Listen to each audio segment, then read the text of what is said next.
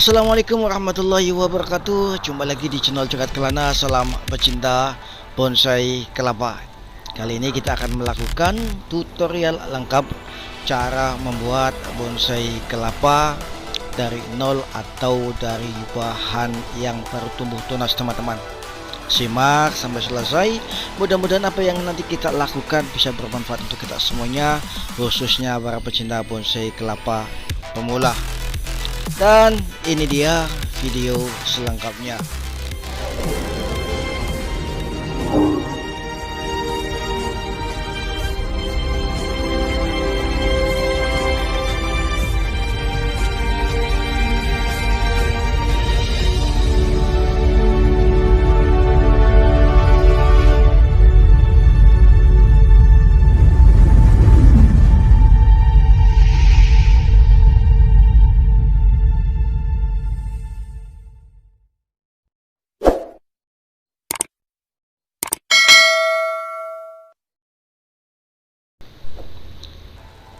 Oke teman-teman semuanya, seperti biasanya subscribe. Bagi yang belum subscribe, ingat subscribe itu gratis, teman-teman.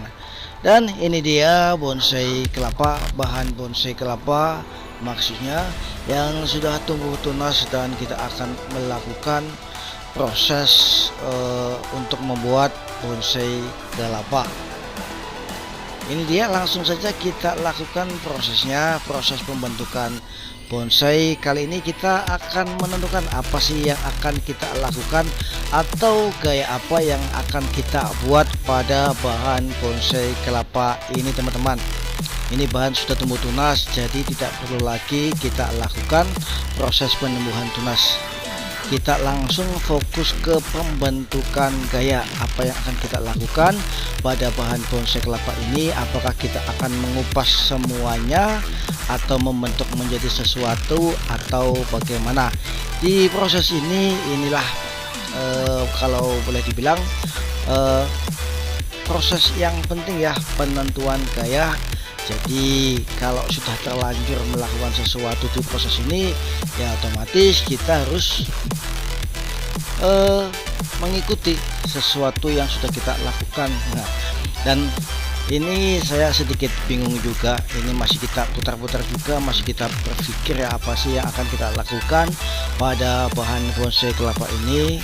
Sempat terpikir kita akan melakukan pembentukan atau gaya avocado style, tapi dilihat-lihat untuk kulitnya, pembentukannya, kita sepertinya akan melakukan atau membentuk boat style atau perahu atau kapal, teman-teman ya. Kita akan menjadikan bahan bonsai kelapa ini dengan gaya kapal atau perahu. Mudah-mudahan bisa maksimal ya hasilnya nanti. Ini masih kita lakukan proses pengupasan dan pembentukan untuk bahan bonsai kelapa ini. Kita kupas beberapa dan kita rapikan di bagian pinggirnya, teman-teman, supaya lebih halus dan lebih rapih tentunya, supaya nanti pada saat proses pengecatan juga lebih kelihatan rapi, teman-teman. Ini kita kupas kurang lebih setengah dari kulitnya. Nanti kita juga tetap perlihatkan setengah batoknya, tetap kurang lebih semacam ini. Jadi nanti pembentukannya semacam atau seperti perahu atau boat atau kapal, teman-teman. Kurang lebih semacam ini imajinasi yang terbentuk di kepala saya. Kita akan lakukan atau pembentukan bahan bonsai kelapa ini menjadi gaya boat style atau kapal style. Dan kita akan membuang serabut-serabut ya yang masih menempel di batoknya. Kita gunakan cutter supaya lebih mudah membersihkannya. Kita kerok semua serabut-serabut yang masih menempel. Ini memang lumayan memakan banyak waktu, teman-teman. Jadi kita enjoy, kita nikmati prosesnya step by stepnya, dan mudah-mudahan kedepannya bahan bonsai kelapa ini bisa menjadi bahan bonsai atau menjadi bonsai kelapa yang cantik, yang asik, yang enak untuk kita nikmati nantinya teman-teman. Ini masih kita lakukan proses pengerokan, pembuangan serabut yang masih menempel di batoknya. Sekaligus kita masih lihat-lihat ya, kita rapikan di seluruh bagiannya. Ini lumayan gede batunya ya, ini bukan termasuk minion teman-teman ya. Ini masih kita lakukan proses pembentukan, masih melakukan proses pembersihan, maksudnya proses pembersihan batok menggunakan cutter teman-teman. Teman-teman bisa menggunakan apapun atau langsung amplas juga boleh. Kebetulan stok amplas saya habis, jadi saya tidak menggunakan amplas, saya hanya menggunakan alat yang ada. Ini untuk finishing penghalusan batok tetap saya gunakan cutter teman-teman. Tadi saya mencoba mencari ya untuk amplasnya, tapi nggak ketemu. Daripada memakan waktu, susah, kita beli lagi juga memakan waktu, ya langsung saja kita gunakan cutter ini untuk membersihkan atau menghaluskan batok ini teman-teman. Ini kita kerok-kerok sampai benar-benar halus. Memang sih akan jauh lebih halus kalau kita menggunakan amplas teman-teman, tapi berhubung amplasnya tidak ada, nggak ada salahnya kita gunakan cutter teman-teman untuk menghaluskan batok ini. Dan perlu diingat juga teman-teman, kalau kita sudah melakukan proses pengupasan kulit kelapa dan batoknya itu terlihat, itu jangan sampai kena sinar matahari langsung teman-teman. Kalau kita mau menempatkan bonsai kelapa kita di sinar matahari langsung, itu harus diamankan terlebih dahulu, kita tutupi atau kita cat. Itu wajib ya, dicat atau dipernis atau apapun untuk melindungi batok kelapa supaya tidak pecah. Ini langsung kita lakukan painting proses atau pengecatan, proses pengecatan. Ini saya menggunakan cat dinding yang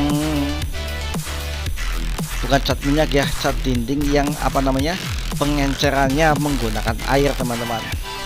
Jadi tidak memakan banyak biaya juga. Kalau menggunakan cat minyak harus beli thinner lagi atau pertalite ya untuk pengencer.